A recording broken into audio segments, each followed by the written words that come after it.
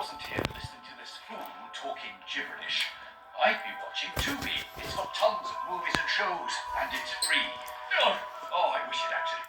In 2018, a sleepover with 10 soccer mums would end in one of the most unsettling mysteries in recent years. The night started like any other, with wine, pizza, late-night gossip.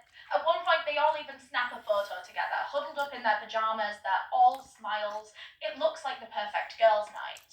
But photos don't always tell the whole story. By sunrise, one of these women would be found dead in the backyard.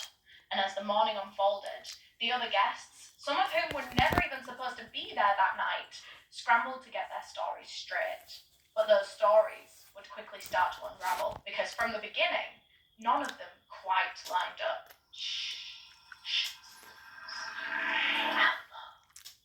Hello, and welcome to Outlaw Podcast. I'm Eleanor Neal, and in today's episode, we're in Georgia in 2018, where Tamala Horsford's friends and family were desperately trying to get answers from local police.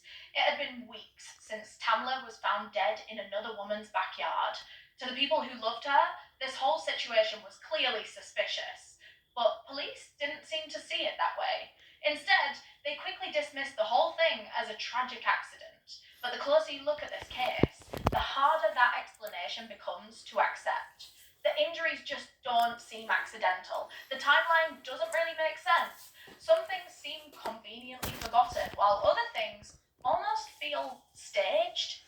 And taking into account the dark past of the very town she died in, a lot of people simply weren't buying the fact that this was an accidental death. And honestly, me too. The whole team here at Outlaw have been discussing this case for years, actually, literally since it first happened. It's one of those cases where every time you revisit it, every time you dig back into the reports, it just raises more and more questions. And trust me, we've been digging. There is so much for us to unpack with this case today. And I know that this one has been very widely covered in online true crime circles, but it's a case that I'm simply not willing to let go of. Tamala deserves justice. Her family deserve real answers. And right now, what they have is just not good enough. And we're going to keep making noise until we get somewhere with this case. So before we get into this case, I just want to give my usual disclaimer that I mean absolutely no harm or disrespect to anyone that we talk about in today's case. Our episodes are always made with the utmost care to honour those who lost their lives and to respect the profound grief that their loved ones endure. And given the nature of today's episode, we're going to be covering some very sensitive topics, including racism, lynching, taking one's own life, self-harm, police harassment, violence, and murder. This episode is created with the hope to raise awareness, to inspire change, and to further victim support. Viewer discretion is advised. Now, before we get into today's case, I want to say a huge thank you to BBC Sounds for partnering with us to make this episode of Outlaw on YouTube. BBC Sounds is an app that has become my most used recently for all things listening. For music, radio, podcasts, I carry it all around with me and listen when it suits me, which is, quite frankly, the majority of my day. Of course, I listen the whole time I'm commuting or getting ready, doing my makeup on a morning. I love having the company of BBC Sounds there when I'm doing the housework or even just chilling, hanging out with friends. I love putting on a good radio show. But at my core, you guys know I'm a podcast girly through and through, and I've been obsessed with the BBC Sounds pods, especially Uncanny. And you can listen to Uncanny as well by clicking the link down below in the description. It's all things supernatural, from paranormal activity to UFO sightings. The host, Danny Robbins, investigates it all and speaks with experts in their field to see what's really going on. And I have to say, it doesn't matter if you're an all-out believer or a bit more of a skeptic.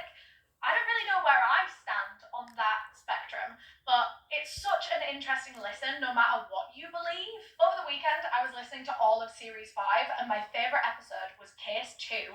It's all about a spooky presence named Old Jim from Yorkshire, a hometown ghost. This case is about a 12-year-old girl named Louise who lives in a remote house on the Yoz, which, by the way, is speculated to be one of the most haunted areas in the UK. Louise lives there with her mum, and what the two of them have been experiencing in this house is actually terrifying. So many unexplainable things, like men's deep whispers, footsteps, falling picture frames, mum didn't want to believe it or to talk about what was going on. When they'd hear footsteps, she would turn the TV up, but it never went away. Louise even talks about how this presence, old Jim, got his name. One day when the usual paranormal activity began, she describes feeling almost possessed, as if someone else had used her voice to shout, "Jim!"